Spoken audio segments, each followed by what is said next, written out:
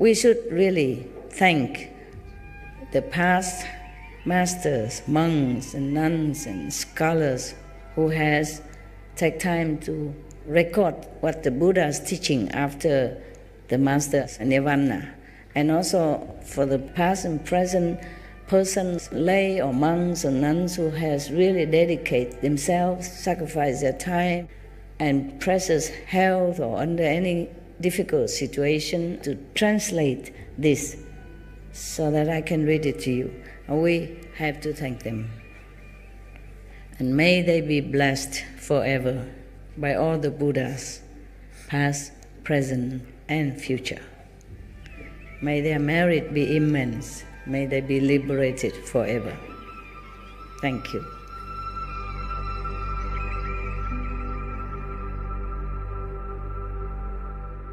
According to Buddhism and the believer and the tradition, when you read sutra and all that, you have to put on incense, flower, and bow to the sutra first and thank all the Buddhas and Bodhisattvas in 10 directions, all respectfully, before you read it, okay? And then you cover the sutra also with silk, beautiful cloth, and I just make it more popular, more easy, simple. And I apologize to all the Buddha. I say if I done something wrong, according to the tradition, my heart is full of respect. It's just that I cannot always do that. So please, all the sin, whatever I've done wrong, is all on me. At least other people, they hear the names of the Buddha, according to the sutta, they will get benefit. Yes.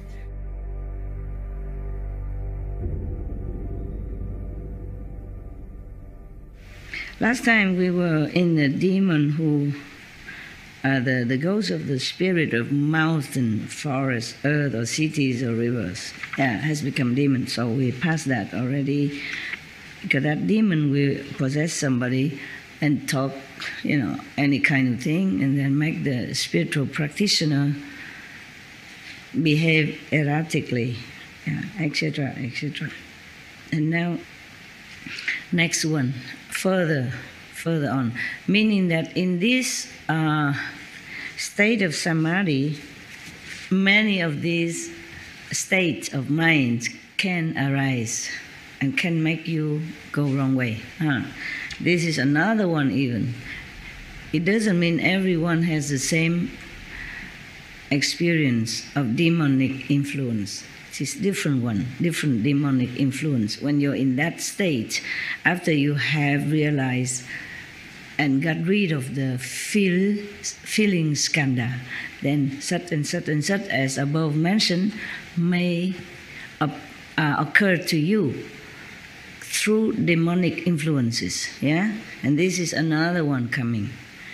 Further, in the unhindered clarity and wonder that ensues after the feeling skandha is gone, this good person is untroubled by any deviant. 再见，一路顺风，佛菩萨保佑哈！继续教导他们四书念佛。OK， 再见。He has to leave. Go back to China. Some place is very far and they have to take 3, 4, 5 days to arrive in Taiwan because many changes. Buses, maybe horse cart, maybe ox cart, bus, train, because some people live in remote area. It's difficult. The Chinese people, I really feel very, very touched by their devotion. They're very, very sincere. You came such a long way. Even not long way, you have to arrange your family, your business, your job, take up your whole vacation of the whole year to come. Now or several times, spending your money and time to come here. Waiting at the airport, struggling in the gas station, in the train station with our luggage and stuff like that. It's not easy to travel, especially when you go into a wilderness like this, no hotel.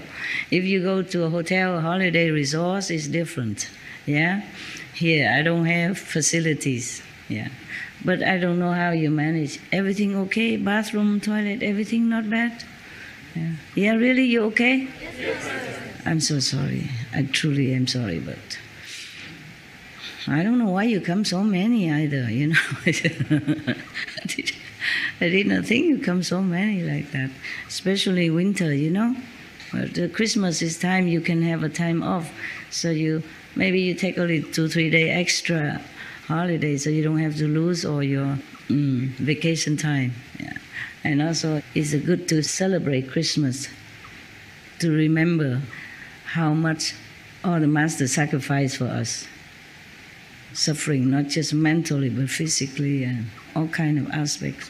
So we should remember the life of Jesus and appreciate the teaching of all the Masters, past, present, or future.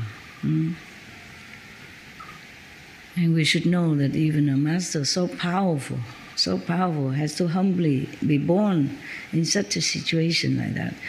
The other day when there was dancing on the stage and they put my singing, that in Vietnamese, in the winter night, the Son of God, like born in a manger like that, you know. I say how, in such a humble, you know, degraded situation, don't even have a cradle or anything that is worthy of even just a humble human, not to talk about the Son of God.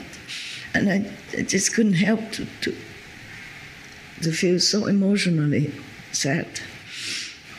Not just now, every time, you know, every time I remember Jesus' story long ago, when I first came, when I was forced to take up this job, I already felt like that. All over the years, all the time. Every Christmas, sometimes I cry alone in my own place. Whenever something that triggered that memory, you know, from Jesus, such a powerful being. He's still helping us now, you know, and before, ever, all the time. Not just when he first left the physical body, but continue. Years after years, decades, you know, continue all the time. In the spirit as well as in physical. But sadly, the world is still following Maya to some degree, you know, and not listen to the Master. Otherwise, we would have turned this world into paradise long, long ago.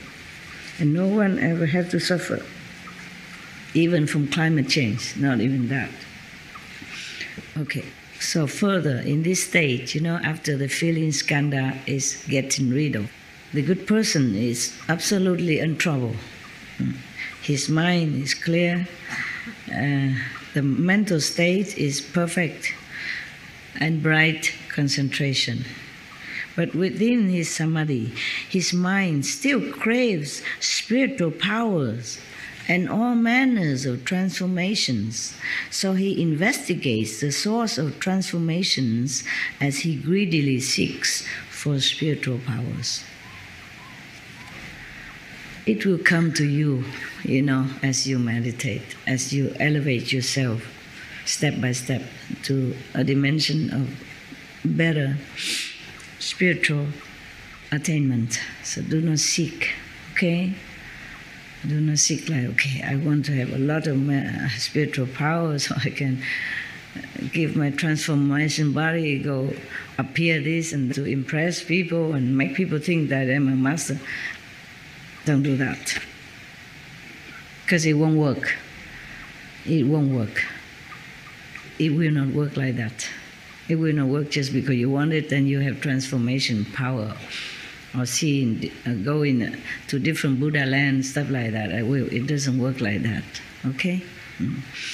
Not because you want, then it happens. No, just don't want. It will come naturally, one step at a time, even without you knowing it. Best is that you don't know it. Because here, in this state of mental desires, he wants to have spiritual powers, meaning he wants to know it. Yeah, that is trouble. You see, he wants to know that, okay, I sit here, I transform my body to maybe Taipei to see one of my friends and then impress him. It doesn't work like that. It's not the transformation body. It is all the universal mighty power to manifest in different bodies to help people. Not as your will, but as per necessity.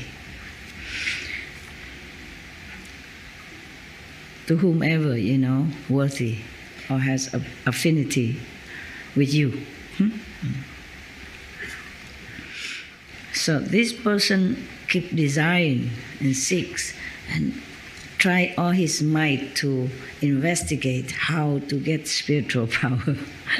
It won't work when you want to have it or investigate and try to grasp it. It won't work. So at that time, because he's so greedily and desirously wanting these spiritual powers of all sorts.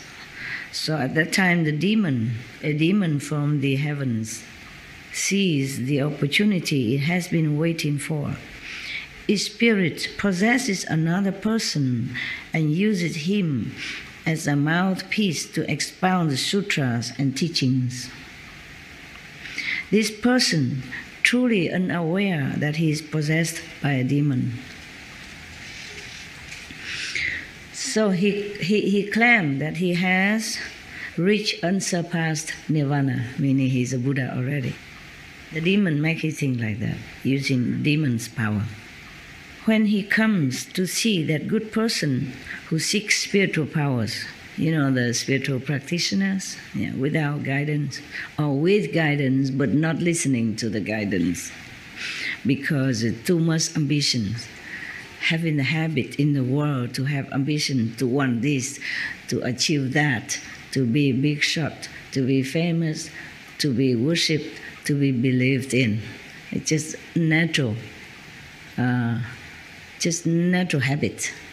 So even when you are in such a high state of samadhi, the mind is still bothering you. So the mind, the ego, is our worst enemies, I told you. Okay. Now, this possessed person arranged a seat and explained the teachings, whatever teachings that was. The possessed person may hold fire in his hands and even hold a portion of the fire. Put the flame on the head of each listener in the fourfold assembly. Fourfold assembly? Monks, nuns, male believers, female believers. Okay? Right. Wow.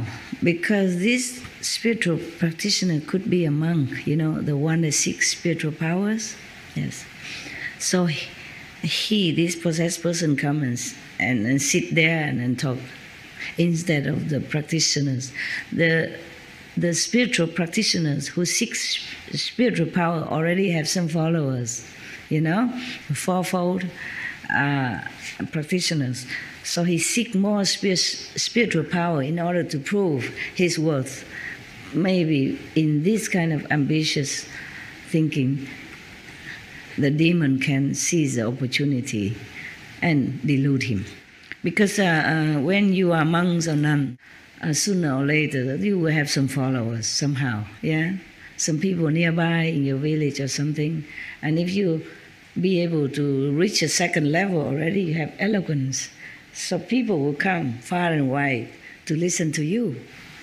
And maybe you want to be more obviously powerful. And you like it very much. And there you will have trouble. The demon will come. So this fourfold assembly were listening.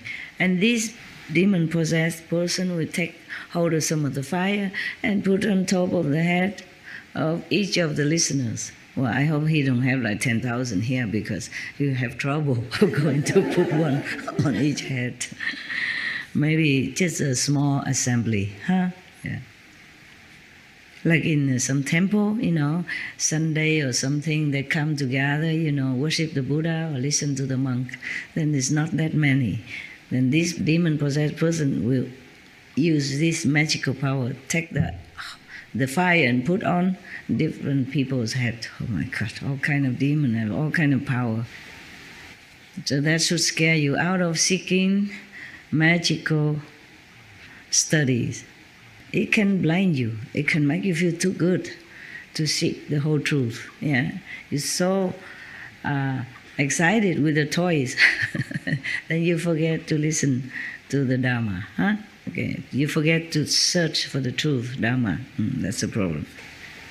The flames on top of their heads are several feet high even. Not just a little candlelight. Yet they are not hot and no one is burned. Or he may walk on water as if on dry land. It's just one of those magical powers, yeah? Some master might have it, some not. Or some have it but don't use it. Only use it for emergency, with nobody witness. Is the best. Okay? If somebody witness your physical power, even in time of emergency, you have to pay for it. You have to pay. With your spiritual power or with your lifespan shortened. So, or he may sit motionless in the air, or he may enter into a bottle or stay in a bag, or he may pass through window panes and walls without obstruction. Master has all that. Master has more than that. The masters, they have more than that, but they don't use, or they cannot. Yeah. Only when attacked by weapons does he feel ill at ease. Okay, at least he have one weak spot. If you use a knife or gun to shoot him, maybe then he has to feel pain. Because the ghosts, and not all the ghosts, has the same power, and not all the ghosts are physically invincible. Understand? Huh? Therefore, this ghost has only that much. If somebody attack him with knives, then he has to withdraw or feel pain or bleed. The Buddha continued, the Buddha describing what kind of ghost. He often talks about spiritual powers and self-mastery. He may cause people to see visions of Buddha lands, but they are unreal. They are unreal. And arise merely from the ghost's power to delude people. He praises the indulgence of lust and does not condemn lewd conduct. Lewd, right? Bad conduct. Oh, God. So then you know. Even if he has all that power, and he make you see the Buddha land as if the master has, as if the real master power have enabled you to do that at the time of initiation or further. But you see his teaching is completely the opposite of what's good. Yeah? Up to now, always lust and greed and all kind of bad conduct he tolerate. He encourage. That is a no. Okay? And even the past or the present master, any master teach you any conduct that is not supposed to enable you to be a nobler person, then you know it's a no. Okay? No matter what he said, no matter how much spiritual power or magical power he, show it to you, to impress you. Okay? Precepts, moral standards, being loving and kind and good to others are at least the basic principle of any master who has heart and spiritual attainment. Okay? What's the good of a master or any Buddha if he's violating other people's life or purity in sexual misconduct or stealing or do all this kind of harmful to other people. What's the good of that Buddha if he is a Buddha? You understand what I'm saying? So the master or any Buddha has to be definitely protector of people's life, of animals' life, to lessen any possible suffering from any beings. Then you know he or she at least will not lead you to hell. Put it straight that way. Understand? Because in this world there are law of cause and retribution. If you transgress any of that, you go to hell. The karma Lord will not leave you alone. Terrible. He praises the indulgence of lust and does not condemn lewd conduct. He uses indecent means to transmit his teaching. See that? It's truly ghost. Yeah. This is a powerful nature spirit, a mountain sprite, a sea sprite, a wind sprite, or a river sprite, an earth sprite, or a grass and tree sprite even. Even grass has sprite.